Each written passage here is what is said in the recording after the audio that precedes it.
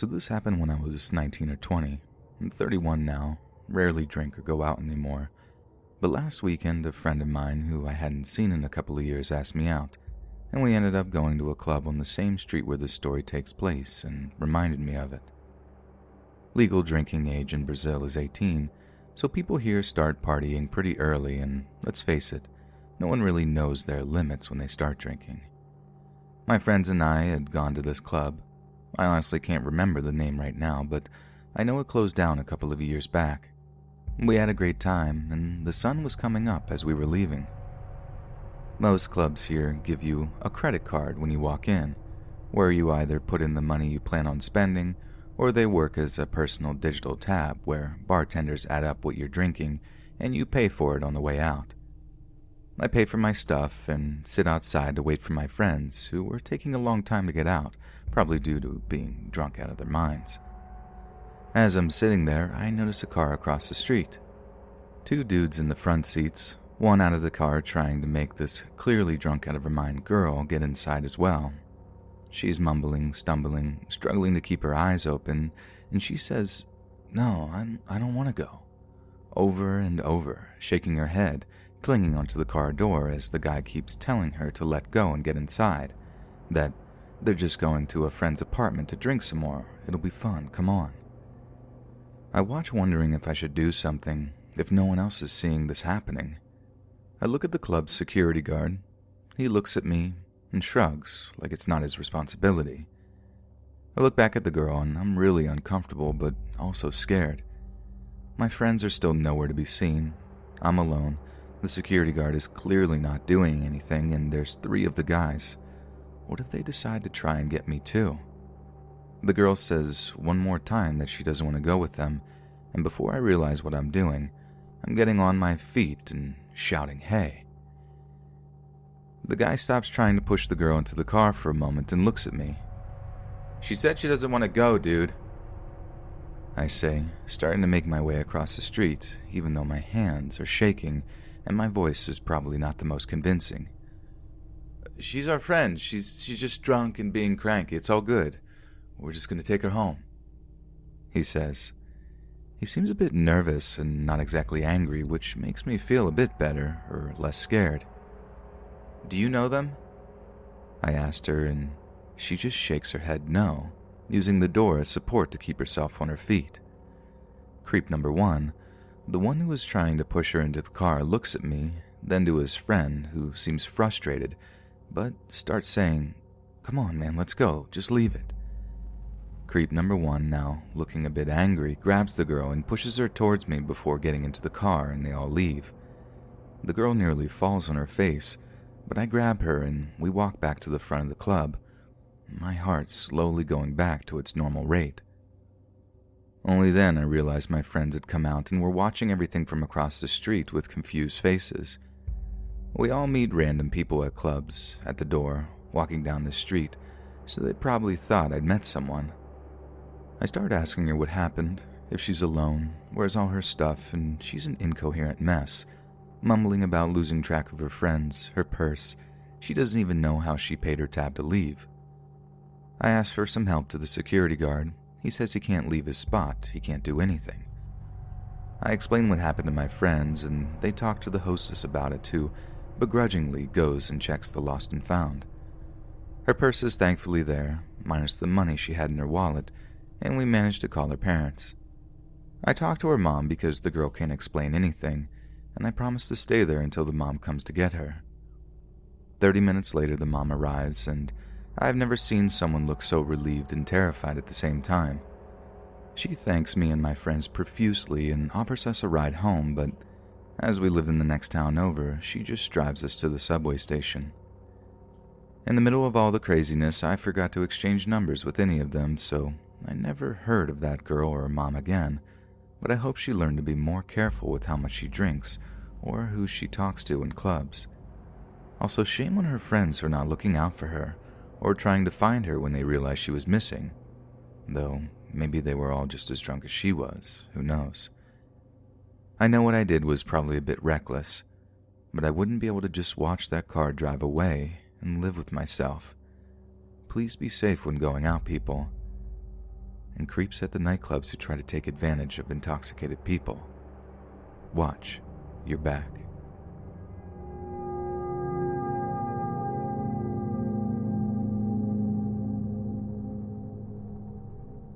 I'm a female and it was 15 at the time. It was my sophomore year in high school. I grew up in a small farming town. Population at the time was about 1,400 in Washington State, United States. I met Ricky, a guy in my shop class, where we flirted daily. I was the only girl in the class and assumed that was why he was flirting with me. I also assumed he was 16 since he was in my grade but had his license. He was actually 19. In school I was popular in that I was friends with everyone, but Ricky was very handsome and very popular for actually being cool. So I was super excited that he paid attention to me and even flirted with me, even though, like I said, I figured it was because I was the only girl in the class. I'll admit, I led him on in a big way.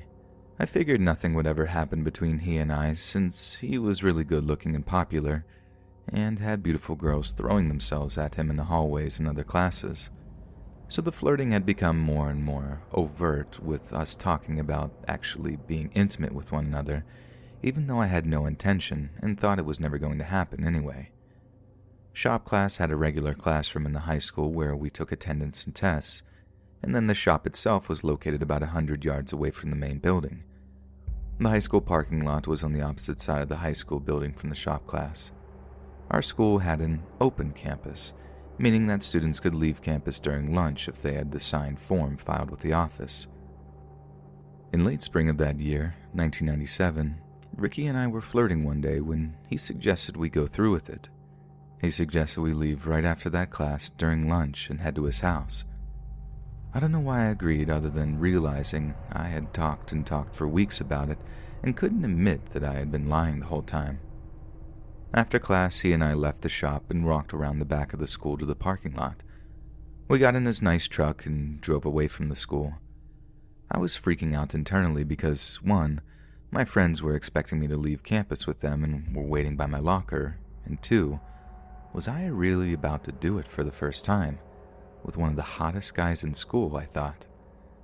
We drove through town and went to his house about a half-mile from campus. We went inside, and as soon as the door closed, he started kissing me. To this day, this first kiss is one of the best I've ever had. I couldn't completely appreciate it at the time because I was still freaking out. We made our way to his bed and continued kissing for 45 minutes while he kept trying to get me to go further. He had stripped down to his boxers, but I still had everything on, including shoes and jacket.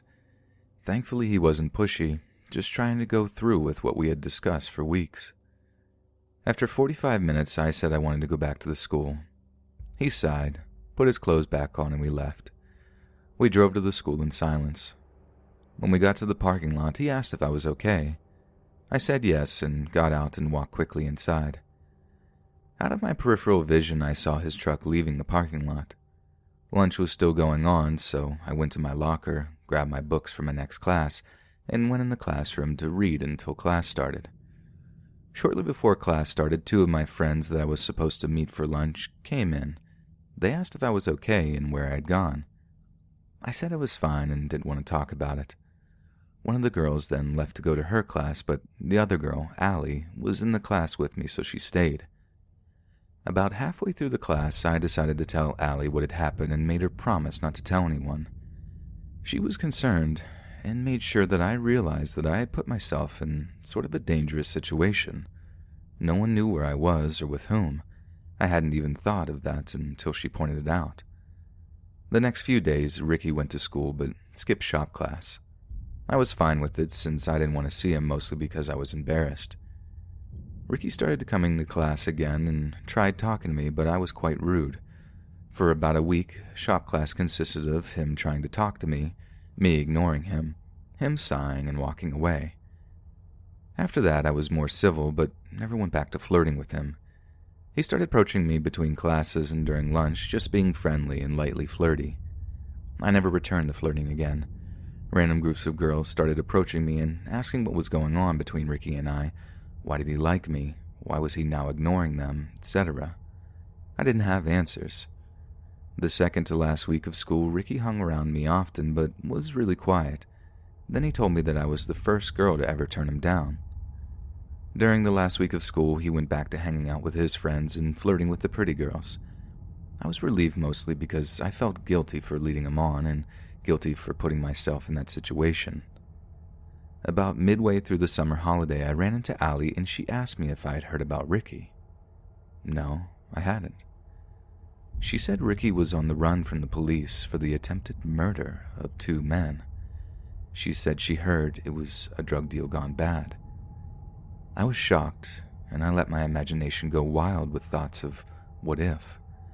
I assumed that if he was willing to end the life of 2 men, what would have stopped him from doing worse things and possibly the same to me? A year later, one of the men died from complications of his wounds, so the charges were changed to 1 charge of attempted murder and 1 charge of murder in the first degree. I later found out that it wasn't a drug deal gone bad, but was actually a failed cartel hit. I have more info on that and why I don't believe Ricky would have ever harmed me or anyone if it hadn't been for his dad's employer, but this story is quite long enough. I don't know whatever happened to Ricky. I heard he fled to California and then possibly to Mexico. He was never caught by the police.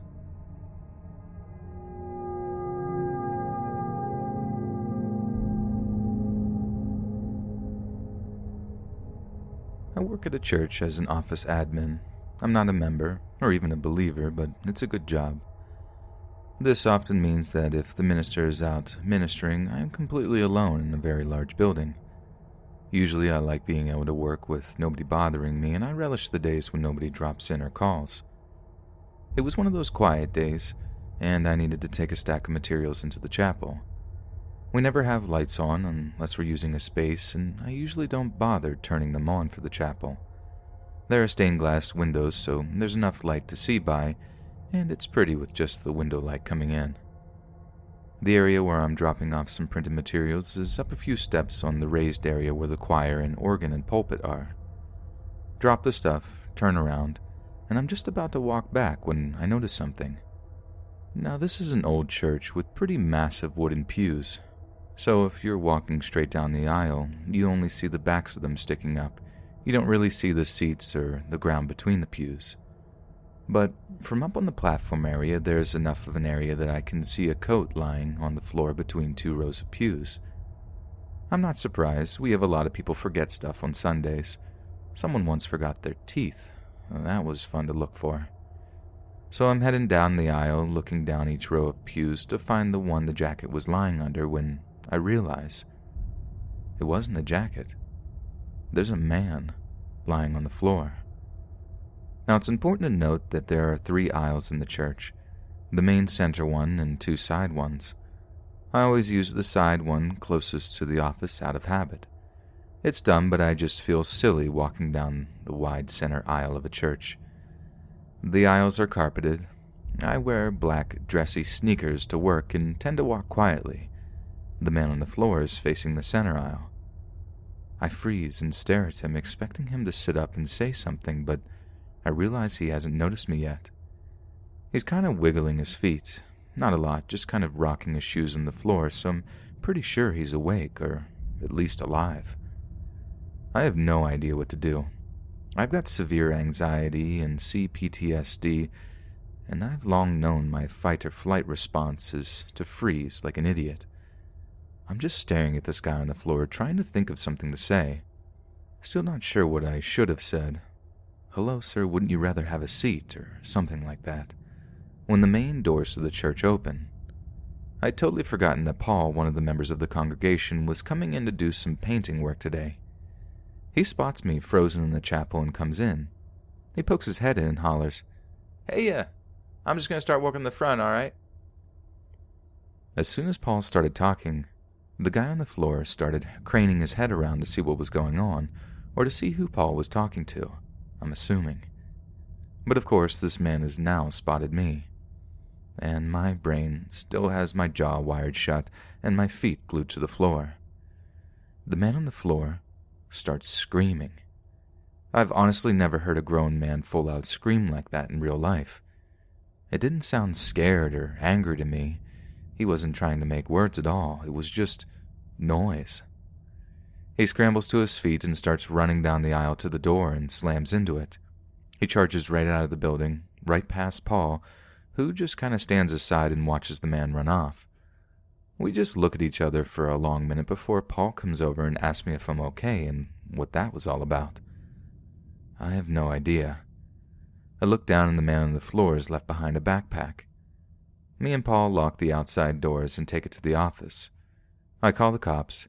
They say they'll send to collect the bag and look around the neighborhood, but they don't sound really bothered. Paul decides to look in the backpack, and I try telling him not to, but I'm frankly curious as well. Inside the backpack is a Bible, several disposable plastic spoons covered in foil, an empty bag of hand sanitizer, a roll of plastic wrap, one sock, and a pack of crayons. The Bible? It's one of ours, and he's colored it. Not like a child, or how you'd think a crazy person would. It's not all scribbles all over. And he didn't draw pictures or write in it or circle things. He's literally colored the words, like going along one sentence at a time, coloring words or parts of words different colors. It kind of looks like highlighting in different colors but with crayons, and with sections of different colors changing randomly. There's no blank gaps, so all the pages he's gone through look like a series of rainbow stripes. It's really neatly done. He's gone through the Old Testament up to the book of Esther, which is about 1/3 of the way through the whole thing, which means he's been coloring for a long time. And this is what concerns me. How long had he been in there to color that far? Or did he come in before and take a Bible with him and then come back? And of course, what was he doing lying on the floor, and why did he run out screaming? What were those other items in his bag? This happened months ago, and the good news is I haven't seen him since, but I am uncomfortably aware of how vulnerable I am at work.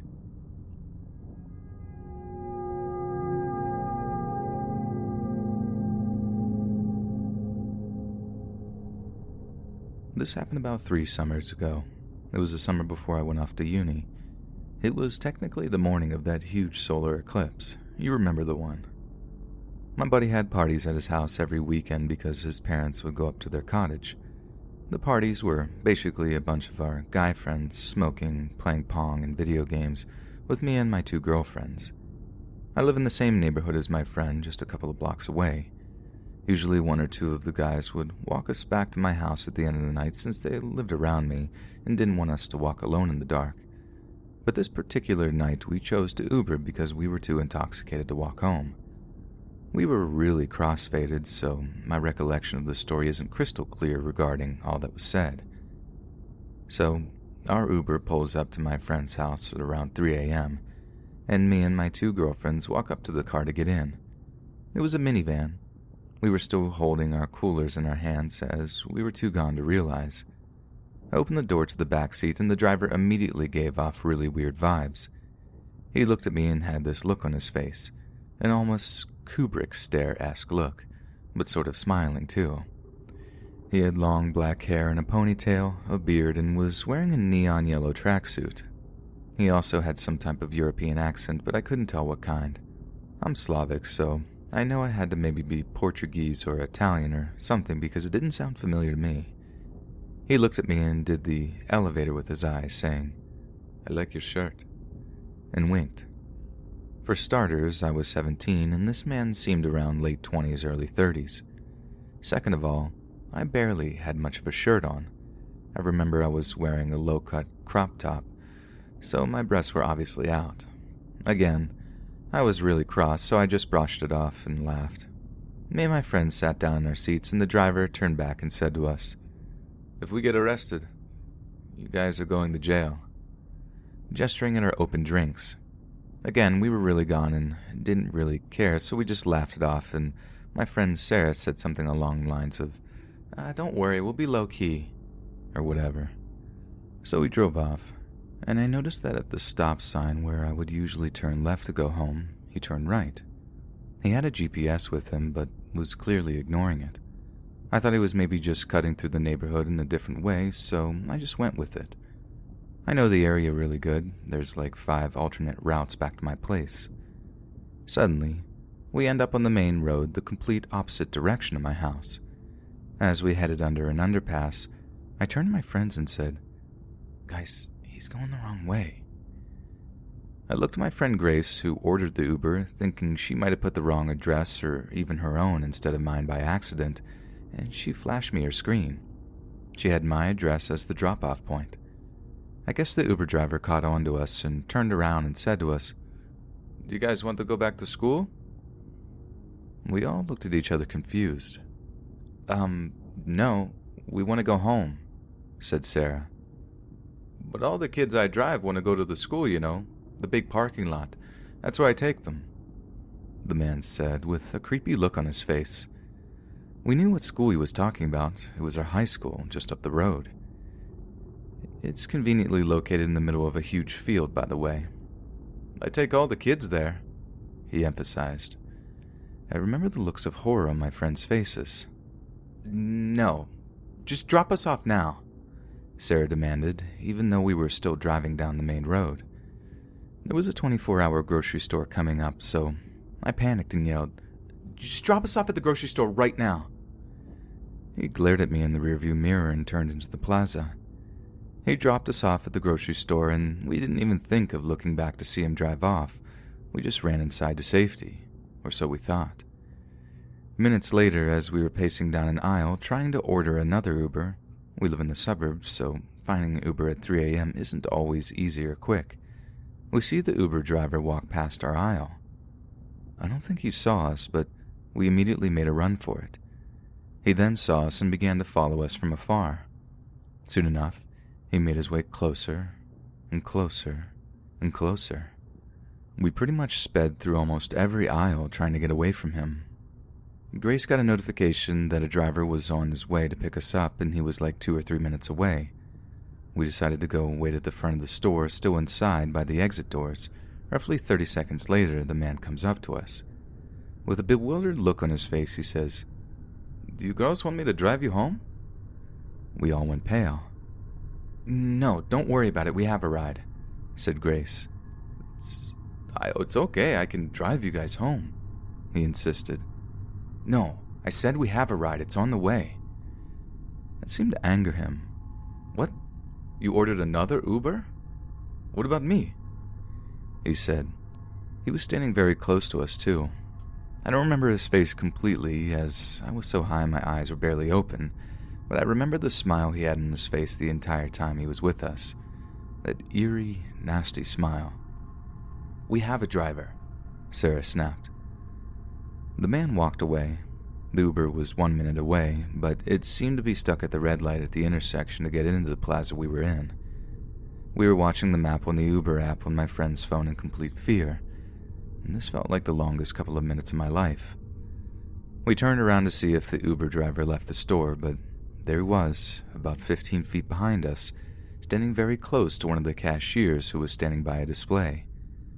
The poor kid looked super uncomfortable, but we saw that driver kept constant eye contact with us as he was talking to the cashier, pointing at us several times. Suddenly, we saw the Uber driver pull up in front of the store.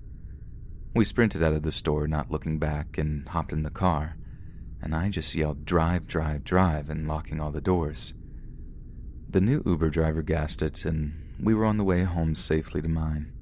He asked us if we were all right, since we were clearly being frantic. We explained the story, and he told us to report it as soon as we got home, and he would file a report or a witness statement or whatever himself, too. He even said that he would stay in front of the house until we get inside to make sure we're safe. We thanked the man. We were super scared that the previous Uber driver would follow us, as he had my address from when he was driving us earlier. I made sure we locked all the doors, windows, everything once we got inside. I pulled the security alarm and we reported the incident to Uber via mail. The next morning we woke up to 5 missed calls from Uber and an email apologizing, refunding our trips from that night, and a statement saying that the driver will be pulled off the road for Uber as they investigate. We even had an hour-long phone call that afternoon with Uber recounting the entire situation in detail. We never heard back from Uber after that regarding the creepy driver, but I hope to never see him again. What's really creepy is that a few months ago, a younger girl I work with, she was 16 at the time, told me a creepy guy kept hitting on her and making her uncomfortable one night when she was closing alone at the smoothie bar we work at. She describes him as early 30s and wearing a neon yellow tracksuit. I felt my stomach drop. I immediately said, "Black hair, beard, accent? Was he wearing a long ponytail?" And she shuddered and said yes. I still get chills thinking about this man.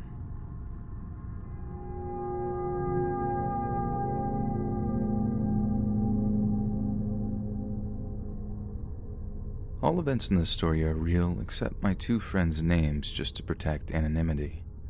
Lo, June, and I were in middle school when Lo lived across the street from two neighboring elementary schools where we would go hang out at the playground on boring summer nights, typically until 10 to 11 p.m. The schools were separated by an alley and fences, and the playgrounds at least 100 yards apart. We always hung at the school closest to Lo's house. On this night in particular, we were spread out sitting on different levels of a jungle gym. I was up high and must have been more visible as my friends were down low, kind of hidden to anyone walking by. We were talking, joking around as usual, watching the stars when I have a sudden urge, a sinking feeling in my gut as I do a scan of our surroundings. I see across the alley by the other school lot what appears to be a male figure with a large bag moving in and out of the shadows as if he's coming toward our direction. I try not to freak out at first. It wasn't uncommon for people to be out at nighttime, doing a stroll during the summer, plus there was a security guard who occasionally drives through the lots. But it was the big bag and feeling he was lurking that sets off all the red flags.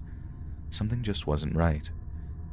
Within a few seconds of seeing this, I tell my friends it's time to head on back to Lowe's and point in the direction I saw the guy so that they could see for themselves, but it was as if he was trying to hide when I pointed that way. They both sort of shrugged it off, as if it's the security guard or someone taking a late-night walk, and they continued to pick back up our conversation, but I couldn't ignore all the alarm bells going off in my head. So I hopped down and slipped on my shoes, letting them know we really gotta go, as I swear the guy is getting closer, and unfortunately I was right. They look over and spot him at an alarmingly close distance. They both jump down and we see him drop his big bag, as if he were surprised that there is three of us, not sure how he couldn't hear all of us. At this point, he was just across the alley about 40 yards and looked like he was picking up pace towards us. I just remembered screaming and yelling at my friends to run. We sprinted to Lo's house, on the complete opposite side of the school about a half a block away, and we can all hear him legitimately running right after us. I don't know how, but we did keep somewhat of a lead, and as we make it to the locked front door of Lo's house, she fumbles her keys. We all see he's at the end of the driveway and creepily slowed down to a walking pace as we pile into her entryway and lock the door behind us. We see he's on her front step through the privacy glass window of the front door. He's just standing there. We crawled across the ground, trying not to make a sound, to her living room windows that have a view of her front porch, and can see him under the porch light where he's just eerily lingering. He was rough-looking, with tattered clothes and a short, untamed red beard, but his eyes were the scariest, and I will remember them as long as I live. They were so dark and menacing. I can't express how long it felt like he was just standing at her door, glancing the screen window right beside it, and then he proceeds to ring the doorbell. I don't know why we didn't call the cops or go get her parents immediately. Maybe it's because we were all just petrified and full of adrenaline. But with the doorbell ringing, Lo's parents get up out of bed, walking into the living room by the front entryway, noticing that we're all clearly freaking out, asking us what's going on. Her dad pauses at the front door asking who's there, and the guy starts slowly knocking. Her dad continues to refuse opening the door and instead cranked open the screen window beside it to see what he wanted. The dude's response still gives me chills as he replied very calmly, "I just wanted to make sure those 3 females made it home safely." With that, Lo's dad sternly tells him to get off the property as his wife had already called the police. Her dad was bluffing and obviously creeped out.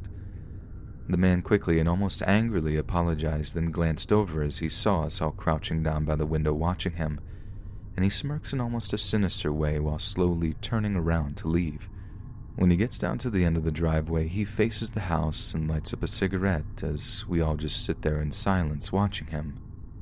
Lo's mom really did start to move for the phone to call 911 to file a report and have officers come scan the neighborhood. Then after about 1 to 2 minutes, he turned around and walks off down the street. The cops never found him and nothing ever really came of it, but still to this day I can't imagine what would have happened if I had ignored my gut, or if he would have caught up to one of us or gotten into the house that night, but I can guarantee it would have been bad. Always trust your gut, and don't be afraid to ring the alarm.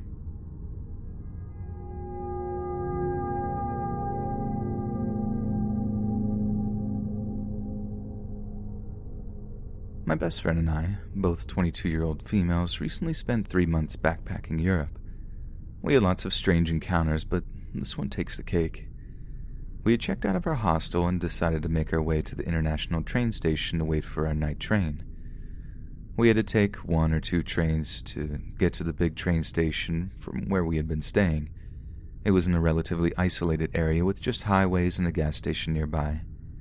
We prefer to get to the train station or airports early to get our tickets and make sure we don't miss it. Also, we don't like walking around with our bags for hours. We had a 5-hour wait for the train, so we were both sitting on a bench just passing time on our phones.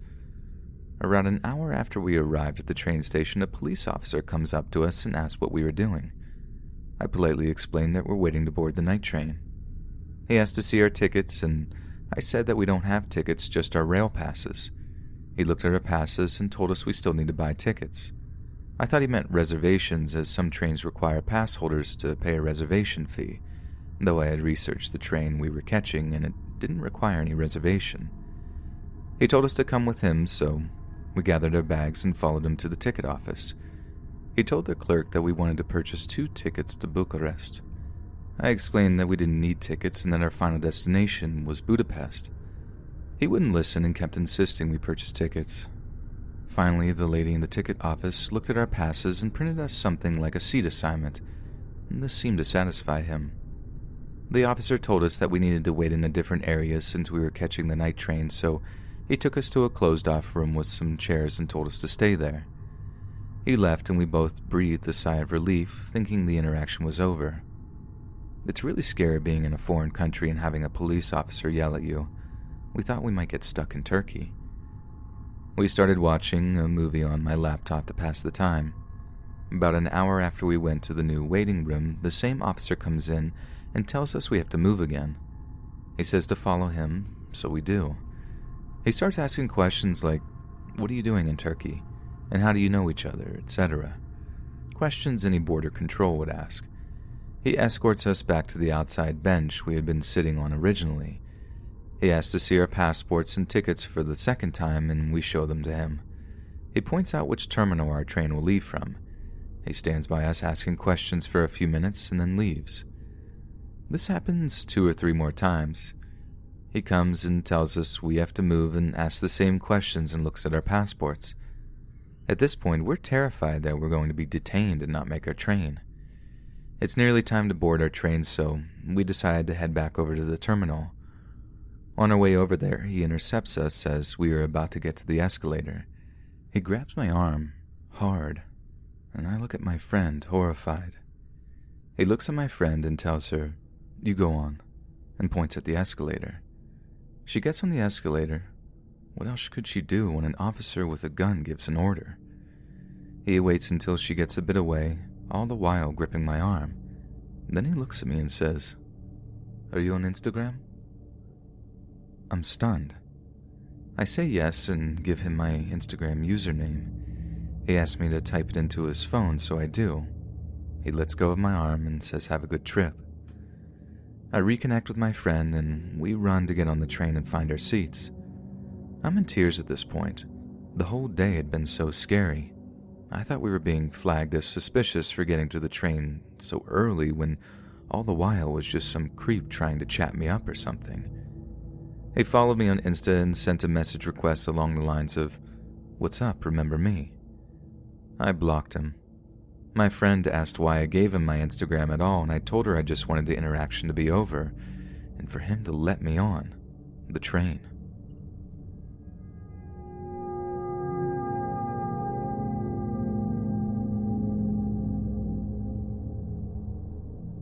It was near the beginning of my 7th grade year, the first week of October. My school put 7th and 8th grade kids in with the 9th to 12th graders in the same school, so I was brand new to high school. At my bus stop, there were a bunch of older kids from around the neighborhood, and especially from the apartment complex down the street. I had met a new friend, Ben, who moved to our town from the neighboring town that summer.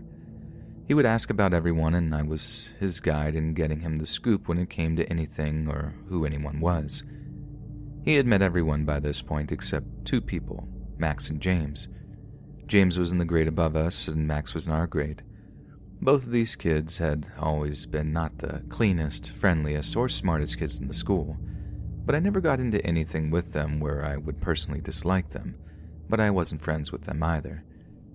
I finally told Ben about them when he asked who they were after we saw them go into the bushes with a bottle of black spray paint and paint their heads for the school day, if this shows you what type of people they were. When we got onto the bus that was filled with the aroma of spray paint fumes, Ben asked me about them and I told him they weren't very smart and clean. This had gone on for a couple of more weeks, at least until the beginning of November. They would eventually gravitate towards other colors of spray paint like red, green, and blue, all most likely provided by their non-concerning parents. If you don't know, it is illegal to buy spray paint if you're under 18, and since they were both 13 to 14, they definitely got it from the garage or something. We all got used to the smell of paint on the bus, and the initial laugh my group of friends and I had when we saw that the paint on James' head had dripped down his shirt and stained it had gone away since it had been going on for over a month. And this is where the story gets interesting. One day, Max and James were at their usual spot in the bushes near the bus stop. This is located on the side of my neighbor's house by the road, as our bus stop is on the intersection of 2 neighborhood roads. James got the smart idea to go to the back side of my neighbor's house with a black spray paint can. He knelt down and covered his mouth and nose as Max watched him and egged him on. At this point, I see trespassing and destruction of personal property, so I yell, "Hey, would you just cut that out, James?" To this, James and Max were pretty surprised as they thought they were being sneaky and no one would catch them. This is right when the bus came, so we all got on. They throw the can in the bushes like they did every day and get on the bus. So I was talking with friends that day, telling them what had happened, and when I got home I told my mom and dad, and they told me to go inform the neighbor before we left for dinner that night. So I walk up to this neighbor's house and knock on the door and tell them what I saw, and he reassured me that he found a black streak of paint on his back wall. I tell him their names and where they lived if they wanted to go talk to them, and he said he'd be out next morning to see what they have to say. The next morning, the neighbor was on their front porch talking with James and Max and, in short, told them to come clean and repaint the wall that evening or he would press charges on both of them. From what I know, James and Max got their butts handed to them from their parents, and they were the ones providing the paint and had absolutely no idea that 2 bratty teenagers would try to vandalize someone's property with spray paint. However, they did clean up the streak, and I thought that was it. I thought they had learned their lesson. The next day, it was raining, so my dad took me up to my bus stop in his truck to wait. During this time, we saw Max swiping something with his right hand at James, but not knowing what it was, we thought he was just playing around. No, it was a knife, and according to Max, he brought it to the bus stop to stab James for getting him in trouble. It didn't stop there, however. As I was later informed, the neighbor told them who told him they did it, and they got me thinking that he would have tried to stab me as well. The day goes on with an odd bus ride as my friend tells me that Max told him he had a knife. So my friend goes and tells the teacher on bus duty that makes sure everyone gets to school safely that Max had a knife. So second period, I was called down to the office and was met with the chief of police, a deputy, the superintendent, the principal, and the vice principal. I told them all what happened, and they ended up calling Ben down as well as my friend who told on Max and James. James got off free as he didn't bring a knife, but Max got sent to juvie for a multitude of different reasons. About a year later, we were having our school pep rally, a large assembly for the homecoming football game. That morning, I saw cops at James's house and didn't see him at the bus stop. I figured his parents got into trouble with drugs or something, as they weren't the best people around. However, I found out that James had a hit list for that day as well as a plan, and told a classmate who would tell the police. On the hit list were many people, but no names were given to who he specifically wanted to go after. However, he planned on going into school late with a gun in his backpack. We had no security then. We do now because of this, and wait until the entire student body was in the gym for the pep rally and he would open fire. This definitely scared the life out of me and made me think of all my surroundings a lot more, as well as becoming anxious around large crowds. James ended up getting sent to juvie as well. I have not seen them since 7th grade, and I'm in 10th grade now. Scary to see what people can plan and do. To all the school victims out there, I'm sorry, and I couldn't imagine how you felt and are feeling. God bless you. Hey friends, thanks for listening. Be sure to subscribe and click that notification bell to be alerted of all future narrations. If you got a story, be sure to submit them to my subreddit, r Let's Read Official, and give and receive feedback from the community, and maybe even hear your story featured on the next video. And join my Discord to interact with me and other listeners directly. And if you want to support me even more, grab early access to all future narrations for just $1 a month on Patreon, and maybe even pick up some Let's Read merch on Spreadshirt. And check out the Let's Read podcast, where you can hear all of these stories in long compilation form and save huge on data, located anywhere you listen to podcasts. Links in the bio. Thanks so much, friends, and I'll see you again soon.